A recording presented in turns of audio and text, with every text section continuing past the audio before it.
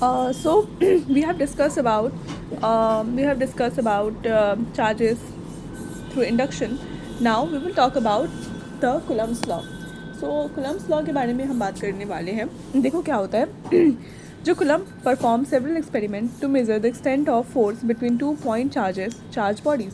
तो दो point charge bodies के बीच में क्या क्या फोर्स लगते हैं उसको Coulomb ने स्टडी किया था. और अकॉर्डिंग टू Coulomb's law के according the force of interaction between any two point charges is directly proportional to the product of the charges and inversely proportional to the square of the distance between them. तो उसने क्या देखा कि दो body के बीच में, object के बीच में जो फोर्स लग रहा है वो किसके वो प्रोपोर्शनल है, directly proportional to the Q1 Q2 के charges and inversely proportional to the square of the distance between them. The force act always along the line joining the two charges. जो force है जो दो को line join कर रहे हैं उसमें लगता है. And suppose the two point charges Q1 and Q2, ठीक है, are separated in vacuum by distance r. ठीक है, अकॉर्डिंग टू Coulomb's फोर्स के according force is directly proportional to Q1 Q2 divided by r square. Force is equals to k Q1 Q2 by r square. Now k is electrostatic force constant. k क्या है? Electrostatic force constant है. और जो value of electrostatic force constant k है वो depend करता है on the nature of medium separated the charges and on the system of units. तो इलेक्ट्रोस्टैटिक फोर्स का कांस्टेंट k है और किस पे डिपेंड करता है? नेचर ऑफ मीडियम पे डिपेंड करता है कि किस मीडियम में उसको रखा गया है, वो किस मीडियम में है वो दोनों ऑब्जेक्ट्स. और separating the charges and on the system of units के ऊपर डिपेंड करता है. Now when the charges are situated in free space, अगर हम एयर या वैक्यूम में रखते हैं free space, then the CGS system k का वैल्यू जो हो जाता है 1 है. इज SI, ठीक है, k is equals to 9 into 10⁻9 n m square c minus 2 Coulomb minus 2. तो k क्या है? 9 into 10⁻9 newton metre square Coulomb inverse minus 2. Now we write as k is equals to, k को क्या लिख सकते हैं? 1/4 पाई एप्सिलॉन का square, epsilon and is called absolute. E naught क्या बोलते हैं? Absolute critical permittivity of the free space. E naught क्या होता है? Absolute electrical permittivity of the free space. Absolute electrical permittivity of the free space, E not बोलते हैं इसको. Then जो मैग्नीट्यूड होता है फोर्स का वो क्या होता है?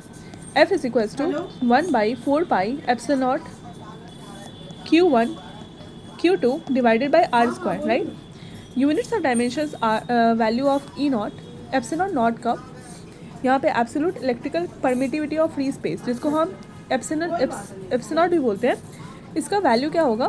ये है 1/4 पाई f. ठीक है, 1/4 पाई f, क्योंकि हम एप्सिलॉन को ऊपर रखेंगे तो ये f नीचे आ जाएगा, Q1 Q2 divided by r square. Now SI unit of charge is Coulomb, therefore units of e naught epsilon not का वैल्यू हो जाएगा. देखो Coulomb होता है, चार्ज का क्या होता है? Coulomb. तो ये क्या हो जाएगा? 1/n c क्योंकि चार्जेस है Q1 Q2 divided by r square क्या होता है? m स्क्वायर Coulomb का स्क्वायर. ठीक है, क्या हो जाएगा? इज इक्वल्स टू Coulomb का square n minus 1 m minus 2. तो ये क्वेश्चन पूछा जाता है हमेशा एग्जाम में कि एप्सिलॉन नॉट का डायमेंशन क्या होता है. तो पहली बात हमने यहाँ पे देखा, फिर से हम डिस्कस करते हैं. ये बहुत ही इंपॉर्टेंट है और क्वेश्चंस बार बार पूछे जाते हैं नीट के एग्ज़ाम में. तो सिंपल सा लॉजिक है, सिंपल सा आप भी यहाँ पे निकाल सकते हो इसको. देखो क्या है यहाँ पे, देखो मैं यहाँ पे करती हूँ इसको सॉल्व. तो एप्सिलॉन नॉट है, ये बहुत छोटा हो गया, लेट्स थोड़ा सा बिग करते हैं.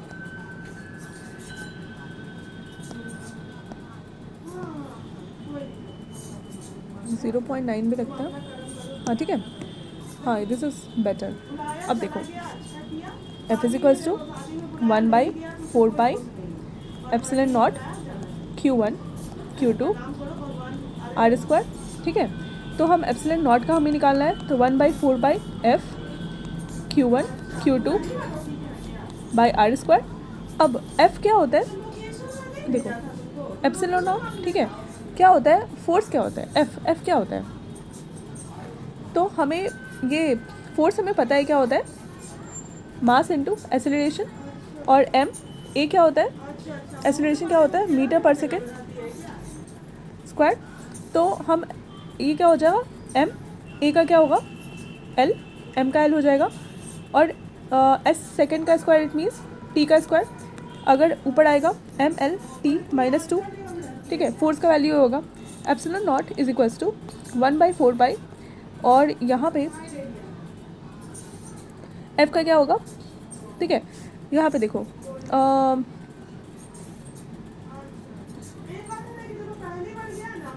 इसको हम अभी हम इस ये यूनिट को देखते हैं, 4 पाई को अभी हटा देते हैं, फोर्स है यहाँ पे, तो क्या होगा epsilon not is equals to, अब देखो Q1 Q2 को क्या लिख सकते हैं, उसका कुलम होता है तो C.C हो जाएगा, नीचे फोर्स का होता है न्यूटन, न्यूटन, ठीक है। r स्क्वायर का क्या होता है मीटर का स्क्वायर, तो ये हो जाएगा कुलम स्क्वायर n-1 m-2, ठीक है। अब हम न्यूटन -1 है, दूसरे अगर हम डायमेंशंस देखें तो कुलम का क्या होता है a इंटू टी, ठीक है, like t and a ampere into this, तो यहाँ पे क्या होगा a t, ठीक है, divided by m l t -2 l square, right, यही तो होगा। तो ये हो जाएगा m-1 l -3 t to the power 4 and 8 square, ampere का square t to the power 4 l -3 and m-1, तो याद कर लो m-1 m-1 l -3 t square a square, T square A square, देखो 80 ऊपर है तो A square and T to the power T ml t to the power -2 नीचे है एंड टी स्क्वायर ऊपर है, तो नीचे दो ये ऊपर आएगा तो टी टू द पावर 4 हो जाएगा, तो ए स्क्वायर t4 हो गया। अब यहाँ पे आपको ऑलरेडी पता होता है फोर्स नीचे होता है, इट मीन्स मास का पावर माइनस में होगा, m-1 हो जाएगा।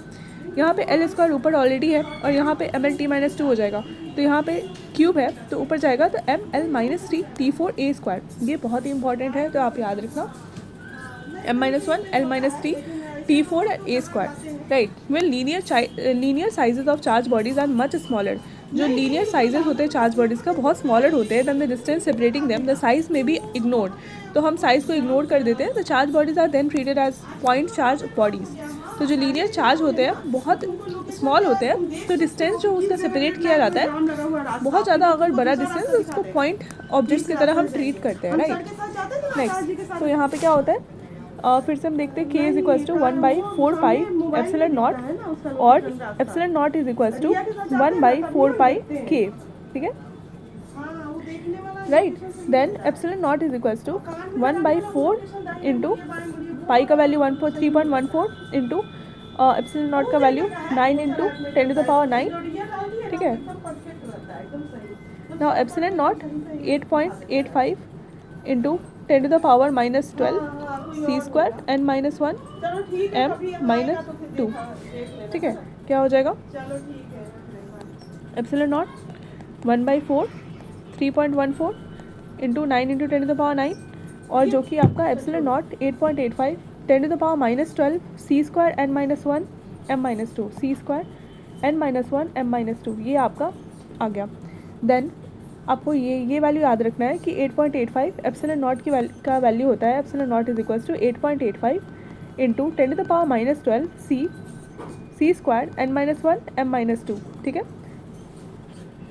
बहुत इंपॉर्टेंट है क्योंकि क्वेश्चन आ जाते हैं एग्जाम में। ना Coulomb's law in vector form में हम देखते हैं, as stated already according to Coulomb's law the force of linear, जो फोर्स होते हैं linear, the force of interaction F between any 2 point charges q1 q2 is directly proportional to the product of charges and inversely proportional to the square of the distance between them, हमने ये बात अभी पढ़ लिया है अच्छे से। Now F is equals to k q1 q2 by r square।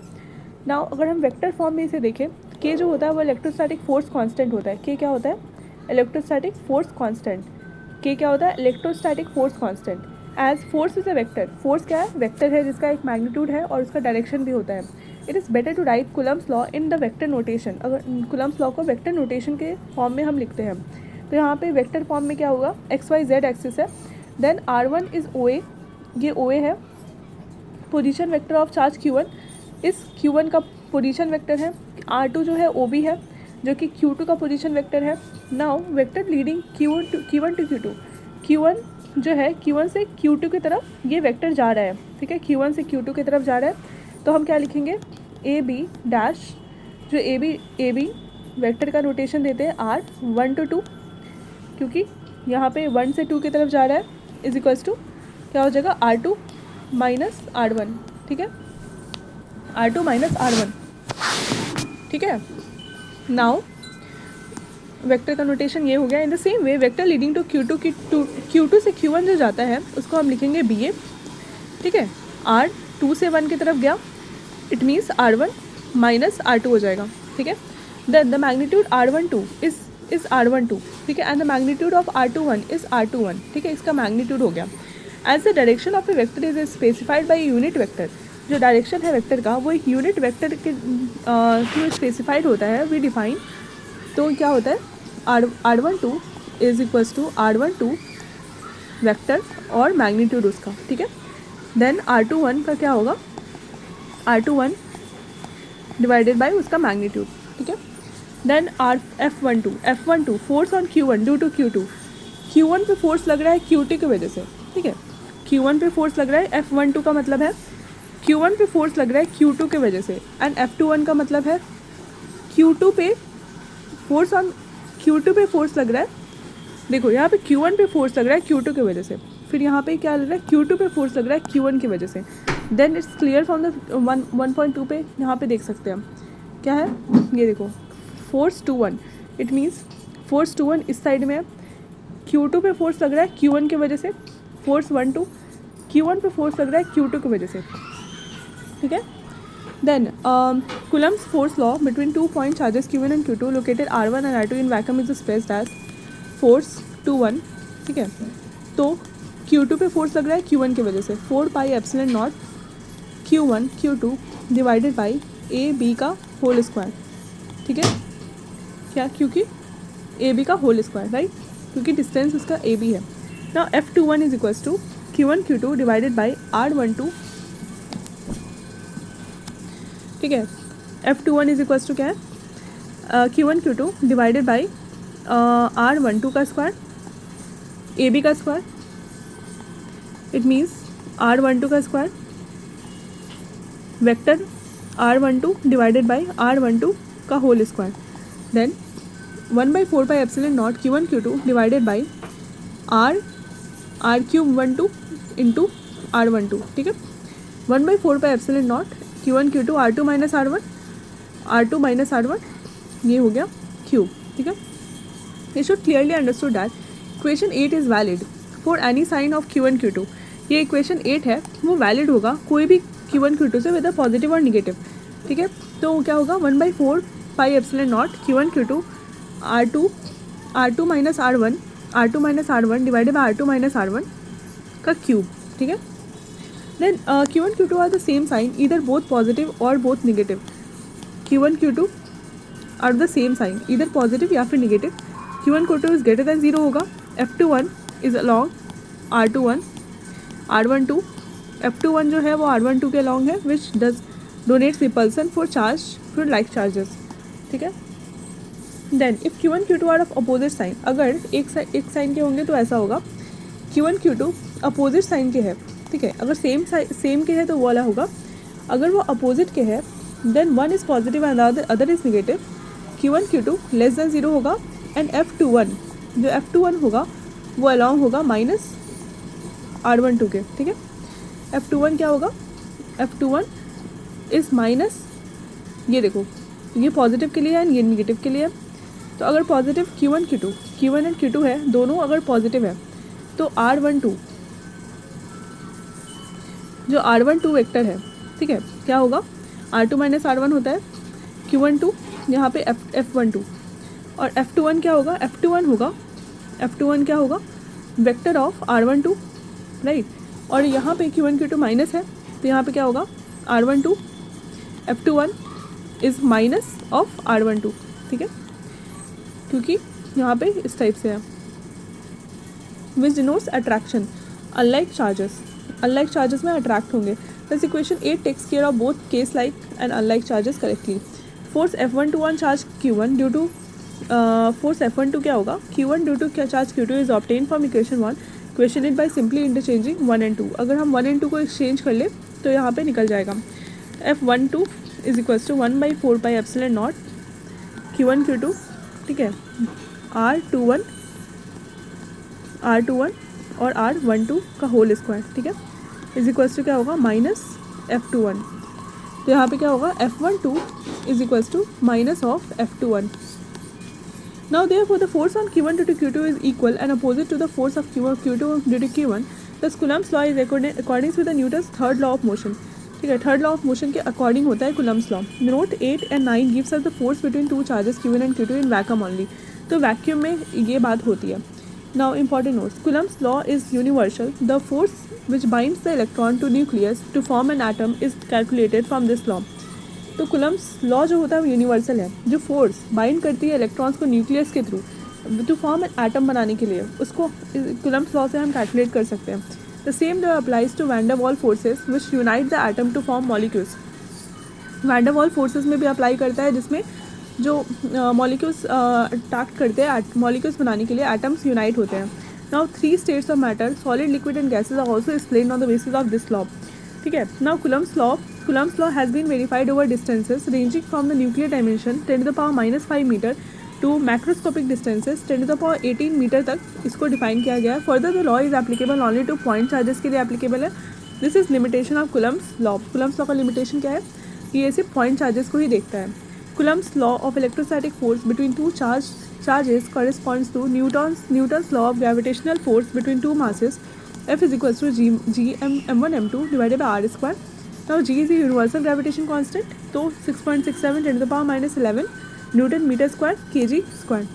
This value is much smaller compared to the value of electrostatic force constant। तो ये जो वैल्यू है वो इलेक्ट्रोस्टैटिक फोर्स कांस्टेंट से काफ़ी कम है, जो कि है K is equals to 9 × 10 to the power 9 n m square c square। Now this is why electrostatic force are far more stronger than the gravitational force। से ज़्यादा stronger होता है electrostatic force। This is evident from the fact that the charged glass rod attracts a piece of paper against the gravitational pull of the earth on the paper। ठीक है, तो gravitational pull तो लगता ही है, लेकिन ये इलेक्ट्रोस्टैटिक फोर्स जो है वो इसको ऊपर तरफ खींच लेता है। It means that gravitational force से ज़्यादा खतरनाक है Coulomb's law। Now further, whereas electrostatic force may be attractive or repulsive depending on the sign of charges, gravitational force is always attractive। ठीक है, ग्रेविटेशनल फोर्स हमेशा अट्रैक्टिव होता है, लेकिन इलेक्ट्रोस्टैटिक फोर्स अट्रैक्टिव भी हो सकता है, रिपल्सिव भी हो सकता है। Characteristics of electrostatic force or Coulomb's force। Now the Coulomb's force is a central force। It acts along the line joining the 2 point charges। 2 point charges के बीच में जो लाइन ज्वाइन कर रही है उसको, उसमें लगता है ये सेंट्रल फोर्स है। Coulomb's force is a conservative force। ये सेंट्रल फोर्स है, ये कंजर्वेटिव फोर्स है। As a work done in taking a charge from one point to another in an electric field of another charge is independent of the path followed। Conservative का मतलब ये होता है कि जो वर्क डन होगा एक चार्ज को टेकिंग अ चार्ज एक पॉइंट से दूसरे one point two another in electric field में, अगर एक पॉइंट दूसरे तक ले जा रहे हैं अनदर चार्ज, ठीक है, another in the electric field of another charge is independent of the path. Depend नहीं करता है कि क्या पाथ फॉलो किया है, ठीक है, ये तो कंजर्वेटिव है। Electrostatic force between 2 charges is spherically symmetric.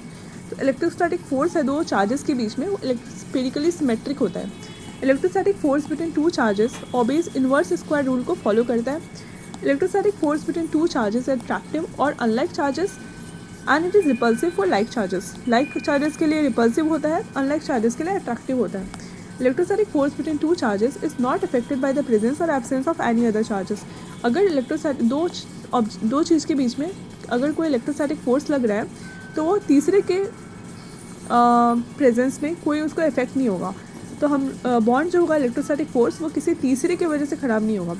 Coulomb's law governing electrostatic force between 2 charges correspond to Newton's law of gravitation। ठीक है, now Coulomb's law is in accordance with the Newton's third law of motion के according में है। force of action and reaction are equal and opposite। ठीक है, Coulomb's law किसके form में है, न्यूटन्स थर्ड लॉ में, राइट।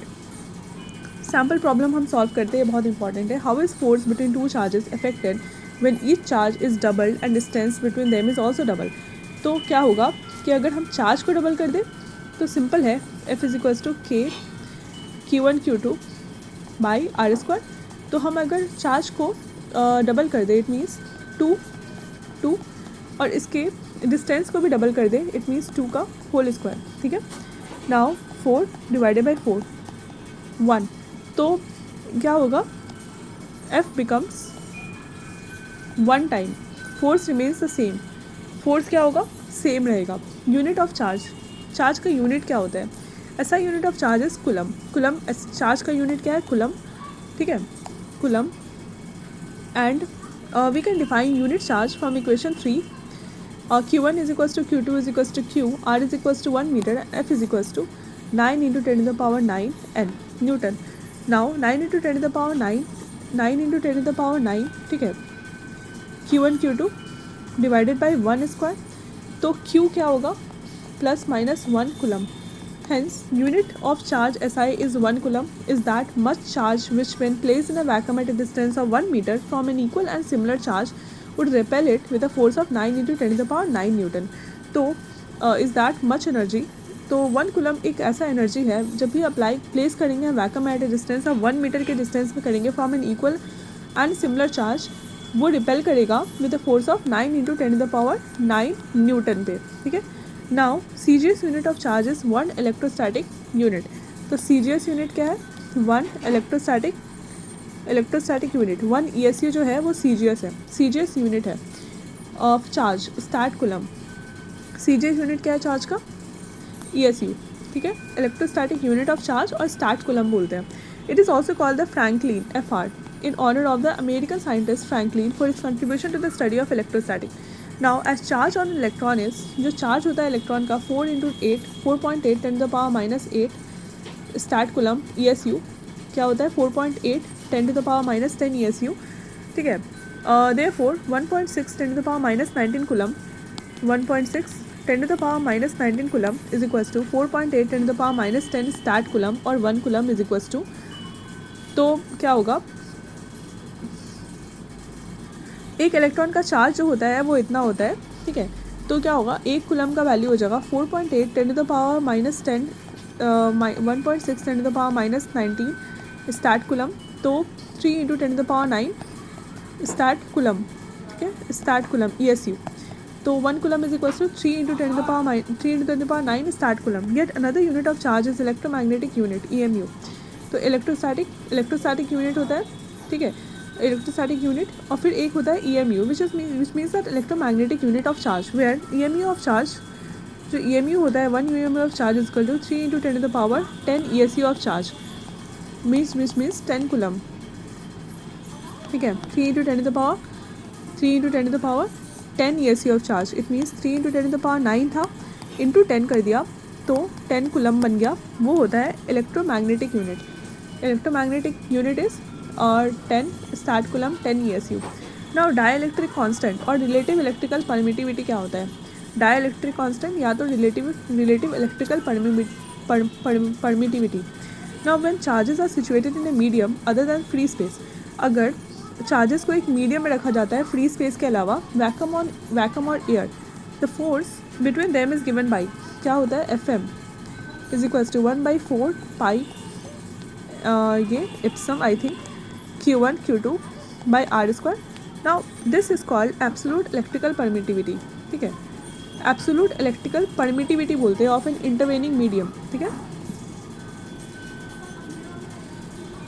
क्या बोलते हैं, absolute electrical permittivity of the intervening medium। तो हमने एप्सिलॉन नॉट को क्या बोला था, यहाँ पे देख सकते हो, हमने जब इसके बारे में डिस्कस किया था तो हमने बताया था कि हमने इसको बोला था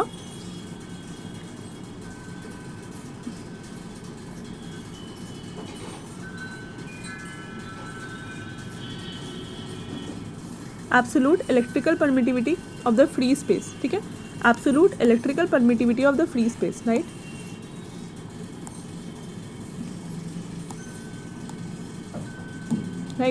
absolute electrical permittivity of the free space हमने इसे बोला था।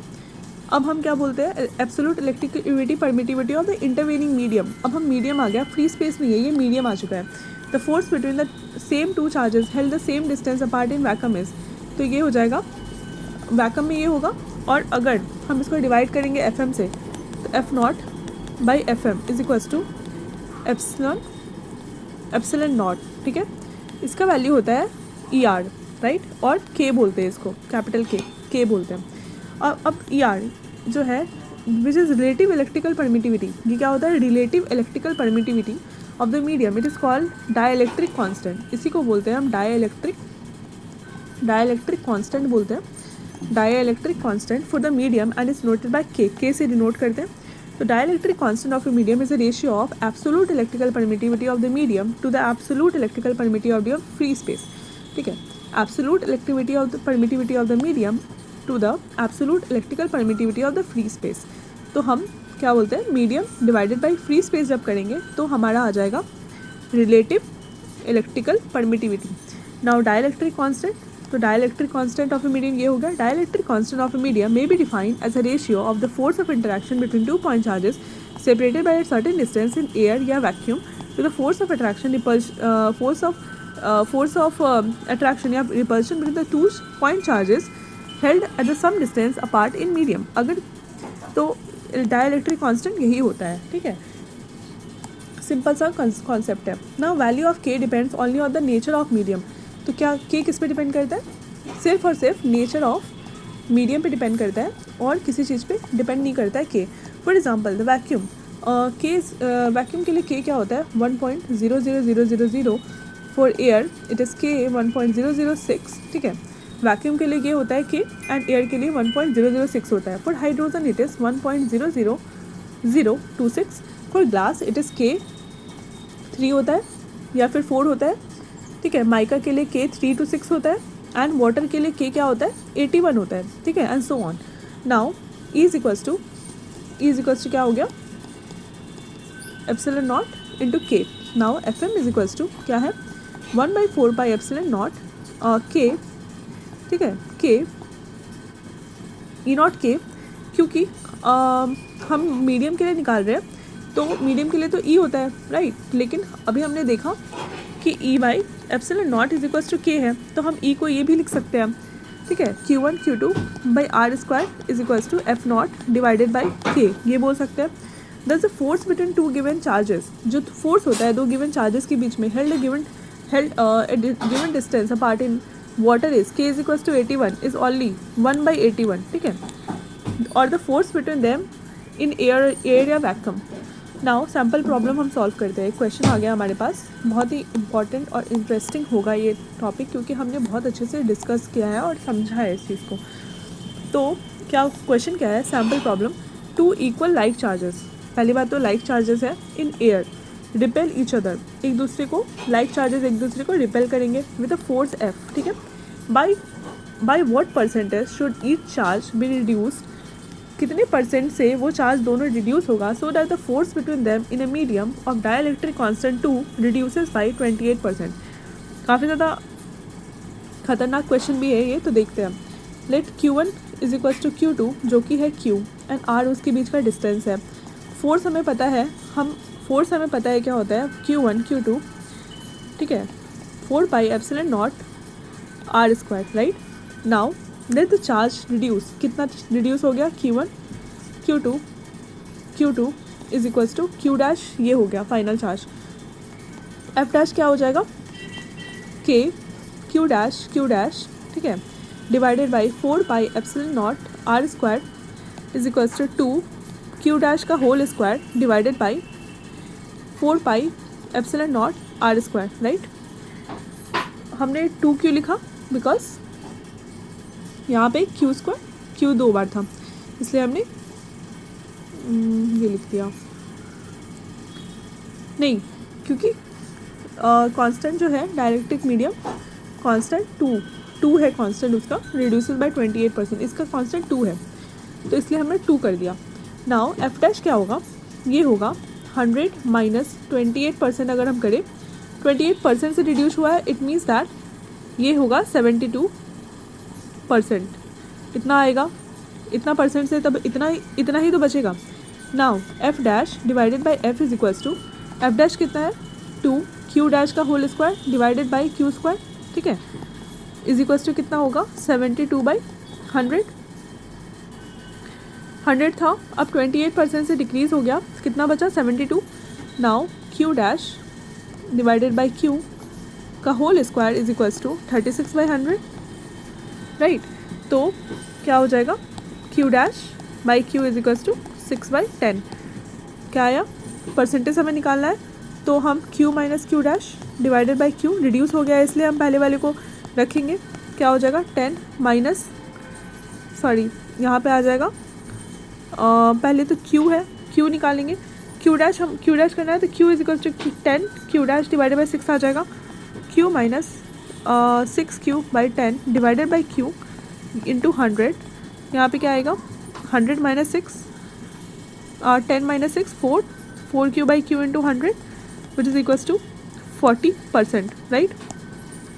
तो 40% से डिक्रीज हो जाएगा। क्वेश्चन में आपको समझ में आया क्या था कि बोला था दो लाइट चार्जेस हैं जो कि रिपेल कर रहे हैं अपने आप को एयर में F4 से, कितना परसेंट उसका ईच चार्ज भी रिड्यूस, कितना परसेंट हर एक चार्ज को रिड्यूस होना पड़ेगा, so that the force between them in a medium of dielectric constant 2 reduces by 28%, कितना उसको कम होना पड़ेगा, रिड्यूस हो जाएगा इतना परसेंट से, तो ये आ गया 40%, राइट। क्वेश्चन काफ़ी अच्छा था, एग्जाम में भी पूछा जा सकता है। Now forces between multiple charges के बीच में फोर्स लग रहा है, प्रिंसिपल ऑफ सुपरपोजिशन, ठीक है। तो मल्टीपल चार्जेस के बीच में फोर्स लग रहा है तो कैसे निकालेंगे, the mutual electric force between two charges is given by Coulomb's law. तो म्यूचुअल जो इलेक्ट्रिक फोर्स है दो चार्जेस के बीच में उसको कूलम्स लॉ से बोलते हैं। However when we have to calculate the force on a charge due to several stationary charges, जब बहुत सारे अलग अलग चार्जेस लग रहे हैं, we use the principle of superposition in addition to Coulomb's law. तो हम सुपरपोजिशन का प्रिंसिपल लगाएंगे कूलम्स लॉ के एडिशन में। तो according to the superposition principle के according total force on any charge, जो टोटल फोर्स होता है any charge due to a number of other charges, जो टोटल फोर्स है on any charge due to number of other charges at rest, ठीक है, in the vacuum in the vector sum of all the forces on that charge due to the other charges taken one at a time. The force due to individual charges are unaffected by the presence or absence of the other charges. तो individual charges का जितना भी force लग रहा है, जितना भी है वो अनअफेक्टेड रहेगा दूसरे से, और वो सम हो जाएगा, vector sum. Suppose point charges जैसे कि Q1 Q2 Q3 है एंड Q1 Qn तक है, are situated at points with position vector R1 R2 R3 up to Rn, ठीक है, then respectively with the origin O rectangular coordinate system XYZ. In general total force जो F0 लग रहा है उस पर on a test charge Q0 position R0 पे due to all the and discrete charges can be written as, कैसे लिख सकते हैं, F0 is equals to F01 F02 F03 plus Fn, ठीक है, ये हो गया आपका टोटल। तो the component forces are shown in figure 1.8। Now F01, ये जो F01 लग रहा है is equals to force on Q0 due to Q1, तभी तो हम Q0 ड्यू टू Q1, ठीक है, Q0 पे फोर्स लग रहा है Q1 की वजह से, तो F02 force on Q0 due to Q2 and so on F1 force on Q0 due to Q1। तो हमारा मेन जो है वो Q0 है। F01 क्या है, फोर्स Q1 पे फोर्स लग रहा है, Q0 पे फोर्स लग रहा है Q1 की वजह से, ये सब पे फोर्स लग रहा है इस केस की वजह से, तो हो गया। According to the Coulomb's law F01 जो Q0 पे फोर्स लग रहा है Q1 की वजह से is equals to 1/4 pi epsilon naught Q0 into Q1 divided by R10 vector, right, ठीक है। तो ये ऐसा हो जाएगा, this is the force on Q0 due to Q1 even though other charges are present, दूसरे चार्जेस प्रेजेंट है, लेकिन ये जो होता है वो क्या है, even though other charges are present, this is force on Q0 due to Q1। तो अदर चार्जेस प्रेजेंट है लेकिन हर किसी का इंडिविजुअल चार्ज लग रहा है। सब similarly Q0 due to Q2 even when the other charges are present is F02 1/4 pi epsilon naught Q0 into Q2 divided by R20 R12, right, R20, ठीक है, उसका स्क्वायर नाउ F0n क्या होगा, F0n 1/4πε0 Q0 into Qn divide into Rn0 vector का square, ठीक है। ये हो गया आपका this. Now putting this value in F14, putting equation 14 में हम करेंगे get the total force on Q0 as, तो हम क्या मिल जाएगा हमें, F0 1/4πε0 Q0 Q1 R10 का whole square R10 vector plus Q0 Q2 R20 का vector R30 and Rn0, right.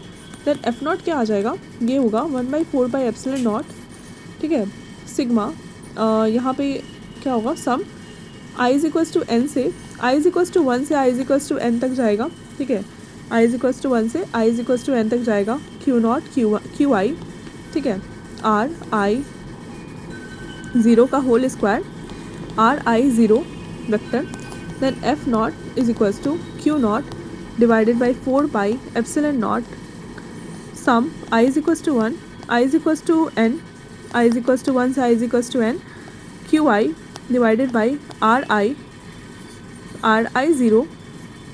RI0 का whole cube RI0 vector, right. Then F0 is equals to Q0 1/4πε0 summation i is equals to 1 i is equals to n, ठीक है, QI divided by vector form लिखेंगे R0 minus R1 RI का whole cube R0 minus RI का vector, right. तो direction of net force F0 on charge Q0 due to Q1 की वजह से जो चार्ज लग रहा है वो हो जाएगा, discrete charges can be determine using a polygon law of vectors, ठीक है, written in memory. We can use superposition principle for computing I net force 2 net field 3 and net flux 4 net potential as well as net, यहाँ पे क्या है, हम net force निकाल सकते हैं, net field, net flux and net potential as well as net potential energy at the observation point P due to any configuration of charges. तो हम इसका यूज़ करके हम निकाल सकते हैं, राइट। तो फिर से याद रखो, लास्ट आपका क्या हुआ, F0 is equals to Q1 Q2 sorry F0 is equals to 1/4πε0, यहाँ पे Q0 ऑलरेडी है, और summation of i is equals to 1 से लेकर i is equals to n, यहाँ पे F0, यहाँ पे Q0 पे चार्ज लग रहा है Q1 की वजह से, राइट। तो यहाँ पे हो जाएगा QI, राइट। देन उसके बाद यहाँ पे हो जाएगा Q0 पे चार्ज लग रहा है Q1 की वजह से, तो फर्स्ट ऑफ ऑल यहाँ पे होगा R, ठीक है, Rn0 ठीक है। देन उसके बाद F0 Q0 by 4πε0 i is equals to n i is equals to 1 i is equals to n i is equals to n QI divide, ये वेक्टर फॉर्म में है, तो क्या हो जाएगा Rn0 वेक्टर Rn0 का होल क्यूब, राइट, ये हो जाएगा।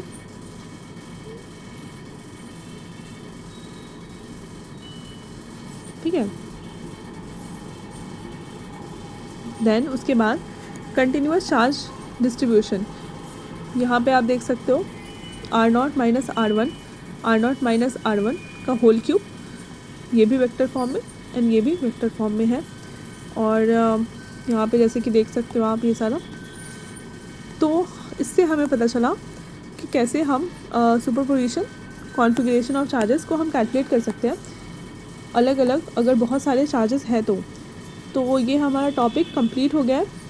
So thank you so much. अब आप नेक्स्ट टॉपिक के लिए रेडी रहना। तो ये हमारा बेसिकली क्या था, इसमें हमने परमिटिविटी के बारे में पढ़ा, फ्री स्पेस, मीडियम में, राइट। तो हमने कूलम्ब्स लॉ के बारे में अच्छे से डिस्कशन कर लिया, ठीक है। कूलम्ब्स लॉ के बारे में बहुत अच्छे से डिस्कशन किया है इस टॉपिक में। अगर आपको कोई डाउट है तो प्लीज़ आप मुझे कुछ कमेंट सेक्शन में पूछ सकते हो। Thank you.